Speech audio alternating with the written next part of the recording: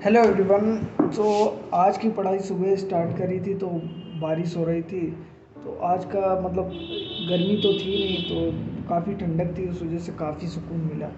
तो मैं आज का वीडियो इसलिए बना रहा हूँ कि जो भी हिंदी मीडियम से या गाँवों से या यूपी बोर्ड से पढ़ के यूपीएससी की तैयारी करना चाह रहे हैं, लेकिन वो इसलिए नहीं जाना चाहते क्योंकि ये रेस बहुत लंबी है और इसमें मतलब फेलियर के चांसेस भी बहुत ज़्यादा हैं। तो कुछ लोग एडवाइस करते हैं कि पहले आप स्टेट की कोई नौकरी कर लो, उसके बाद आप ट्राई करो। तो यही मैंने भी सोचा था, लेकिन हालत ऐसी है कि यूपी में आप कोई भी स्टेट का एग्ज़ाम दोगे उसका रिज़ल्ट फंसता ही फंसता है। जैसे मेरा पुलिस में हुआ था, उसके बाद मेरा हाइट में नहीं हुआ, उसके बाद मैंने लेखपाल का एग्ज़ाम दिया तो फाइनल सिलेक्शन उसका नहीं हुआ क्योंकि वो भर्ती इतनी विवादित हो गई थी। वो अलग बात है कि उसका रिज़ल्ट अभी अभी आया और वो शायद कोर्ट जाए, क्योंकि उसमें बहुत झोल था कि एसटीएफ की जांच में 15,000 संदिग्ध करके कुछ था।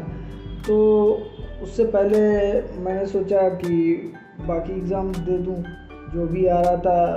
बीच में कोविड आ गया तो वो चीज़ें ख़राब हो गई, तो मेरा मतलब काफ़ी समय ख़राब हो गया इस चक्कर में, वरना मैं काफ़ी सही टाइम से तैयारी कर सकता था। कि एक प्लान था कि यूपीएससी की तैयारी करना है, सो उस चक्कर में काफ़ी समय ख़राब हो गया। लेकिन अब जब मैं इस चीज़ को रियलाइज़ करता हूँ कि उस चीज़ का उतना फ़ायदा नहीं हुआ जितना मुझे होना चाहिए था, कि इतना टाइम ख़राब करने के बाद आउटकम कुछ नहीं मिला, एट द एंड मुझे उसी रास्ते पे आना पड़ा। तो अगर आपको भी ये लगता है कि आप कोई छोटी नौकरी कर लें उसके बाद ये तैयारी कर लेंगे, क्योंकि मिथ्स हैं कि बहुत लंबा रास्ता है, 5 साल लग जाता है, तो मैं उस चीज़ पे अभी कमेंट करने के लिए इतना सुपात्र नहीं हूँ कि मैं उस पर कमेंट कर पाऊँ कि कितना आसान है रास्ता या कितना कठिन है। लेकिन एक बात मैं जानता हूँ कि अगर मैंने इतना टाइम अपना इसी प्रिपरेशन में लगाया होता तो आज मैं दावा नहीं कर सकता कि मैं सिलेक्ट होता या नहीं, लेकिन ये जो रिग्रेट है ये नहीं ढो रहा होता। सो मुझे लगता है कि अगर आप इस चीज़ की तैयारी करना चाहते हो तो तैयारी करो, क्योंकि एक साल कब निकल जाता है पता नहीं लगता है। पिछले साल जुलाई में एग्ज़ाम हुआ था इसका, लेखपाल का। कॉल आ रही है।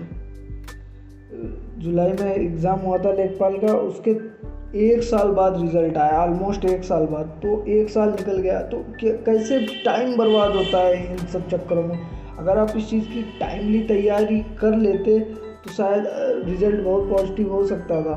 तो मैंने एट द एंड यही सोचा कि फिर उसके बाद धीरे धीरे आपका स्पार्क भी ख़त्म होने लगता है कि आपको खुद पे उतना कॉन्फिडेंस नहीं बचता कि आप इस एग्ज़ाम में क्या कर पाओगे क्या नहीं। बहुत ज़्यादा अंदर से लो फील करने लगते हो कि अभी इतना टाइम हो रहा है, जो सोचा था उस तरह से कुछ भी नहीं जा रहा है।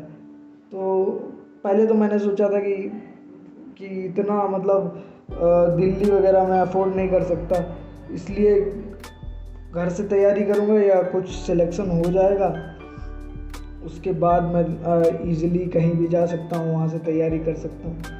तो अगर मैं किसी स्टेट नौकरी की तलाश में बैठा रहूँगा तो हमें लग रहा है कि मतलब मेरी ओवर एज हो जाएगी और एग्ज़ाम कभी दे ही नहीं पाऊँगी। उस चक्कर में मैंने अब डिसाइड किया है कि अब मैं कुछ भी हो, बाय हुक एंड क्रूक, इसलिए मैं ये यूट्यूब वीडियो भी बनाता हूँ कि शायद ये वीडियोस आगे चल के बहुत लोगों को हेल्प करेंगी। और मेरा पर्सनल पर्पज़ है कि शायद फाइनेंशियली कुछ इससे निकल जाए, क्योंकि मेन पर्पज़ वही है। इसीलिए मैं 5-10 मिनट का ये वीडियो बनाता हूँ और उसे 1-2 घंटे एडिट कर देता हूँ। तो मेरी बहुत नॉर्मल एडिटिंग इसीलिए रहती है क्योंकि मेरा मेन पर्पज़ है अब, क्योंकि मेरे पास अब कोई भी चांस नहीं, सिर्फ मैं ज़्यादा से ज़्यादा एक अटैम्प्ट देना है मुझे, क्योंकि उसके बाद फिर कब तक आप दौड़ते रहोगे इस नौकरी के चक्कर में। आप अपने आप को बर्बाद नहीं कर सकते। कोविड ने 2 साल वैसे ही ख़राब कर रखे हैं, तो इससे अच्छा है कि काम धंधा अपना कुछ चालू करो या कहीं प्राइवेट में नौकरी ढूंढो।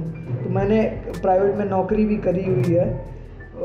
नौकरी करते समय भी मेरा मतलब वही था कि इतना ज़्यादा पढ़ाई आप मैनेज नहीं कर सकते कि प्राइवेट नौकरी में, जैसे मैंने सेल्स का काम किया था तो उसमें इतना ज़्यादा बर्डन था कि पूरा दिन निकल जाता था। एक तो सिर्फ 8 घंटे की नौकरी नहीं है, मैंने रिलायंस जियो में सेल्स का काम किया था, तो उस वजह से इतना प्रेशर रहता था क्योंकि मेरा काम था ये जो इंटरनेट प्रोवाइड, ये जो इंटरनेट आया ना जियो का, जियो फाइबर, उसको बेचना था। घर से घर जाके और फिर टीएल का लगातार कॉल आना, तो मेंटल हेडेक बहुत होती है। और जब मैंने कॉल सेंटर में काम किया वहाँ पे तो पूरे दिन जब आप स्पीकर्स लगाए रहोगे 8-9 घंटे, उसके बाद वो रात में आवाज़ें सुनाई पड़ती हैं, तो वो भी इतना आसान नहीं होता है। तो उसके साथ भी पढ़ाई नहीं करी जा सकती, इसलिए वो भी मैंने छोड़ दिया। तो अभी मैंने सोचा है कि कुछ भी हो जाए, मैं 1 साल तो लाइफ में ये रिग्रेट नहीं झेलना चाहता हूँ कि मैंने कभी दिल खोल के यूपीएससी के लिए ट्राई ही नहीं किया। इसलिए मैं 1 साल सिर्फ यूपीएससी की तैयारी करना चाहता हूँ। इसमें बीच में मैं अभी डीएलएड कर रहा हूँ क्योंकि खाली था, तो डीएलएड की भी भर्ती नहीं आई, तो जब मैं खाली था इसलिए मैंने सोचा डीएलएड कर लिया जाए। तो अभी मैं डीएलएड कर रहा हूँ, तो उसके एग्ज़ाम्स ही दूंगा। और मैंने एमए किया हुआ है, तो नेट का एग्ज़ाम मैं एक बार दे चुका हूँ और एक बार और ट्राई करूँगा। अगर इस बार नेट में कुछ नहीं होता है तो मैं नेट भी नहीं दूंगा। ट्रूली फ्रॉम माई हार्ट, सिर्फ एक बार 1 साल मैं इस चीज़ के लिए मेहनत करके देखूँगा, उसके बाद डिसाइड करूँगा कि आगे क्या करना है। तो मेरे हिसाब से आप लोगों को भी यही करना चाहिए, अगर जो भी इस एग्ज़ाम की तैयारी करना चाहते हो या कर रहे हो, कि आपको बाकी हर जगह से अपना फोकस हटा लेना चाहिए। Thanks for watching this video.